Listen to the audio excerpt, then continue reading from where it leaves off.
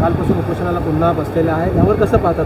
नाही, त्यांच्या उपोषणापेक्षा ही जी पवित्र कामं होत आहेत ना ती महत्त्वाची आहेत. उपोषणाने लोकांचे प्रश्न सुटत नाहीत. ज्या वेळेला भूमिपूजन होतं इमारतीत 2 वर्षात जो 500 मधला 1000 स्क्वेअर फीटात जाईल ते समाधान आहे.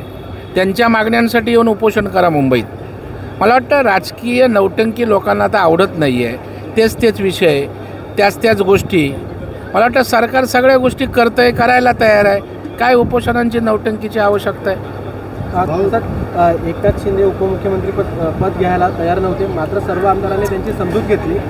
उपमुख्यमंत्री पद घेण्यास एकनाथ शिंदे त्यांनी नकार दिला. त्यावेळी आम्ही सर्व आमदारांनी मिळून त्यांची समजूत काढली. हे बघा, मला काय मत मिळतं यापेक्षा महाराष्ट्रातल्या जनतेला आम्ही काय देतो हे लोकांसाठी महत्त्वाचं आहे. लोकांनी तुम्ही काय व्हावं म्हणून निवडून नाही दिलं. महाराष्ट्राचा मुंबईचा विकास व्हावा म्हणून लोकांनी महायुतीला दिलं. आणि मुख्यमंत्री उपमुख्यमंत्री या व्यवस्था आहेत. कोणतरी कॅप्टन लागतो तशा प्रकारच्या त्या व्यवस्था आहेत. आणि शिंदे साहेबांच्या नेतृत्वाखाली देवेंद्रजींनी काम केलं होतं. देवेंद्रजींच्या नेतृत्वाखाली तर शिंदे साहेब काम करतील. आणि तिघेही सरकार म्हणून एकत्रित आहेत.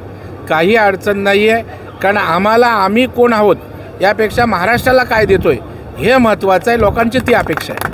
समता बंधुता हे शब्द राष्ट्रपतीच्या भाषणात निकाल आज मान्य नाही.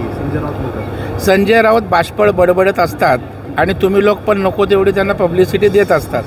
ते कुठल्या एखाद्याच्या विकासाच्या मुद्द्यावर बोललेले संजय राऊतचं मला एक वाक्य दाखवा. याला शिव्या द्या, त्याला टोमणेवाला वाटेल ते बोला, याच्या पलीकडे संजय राऊत काय जात नाही.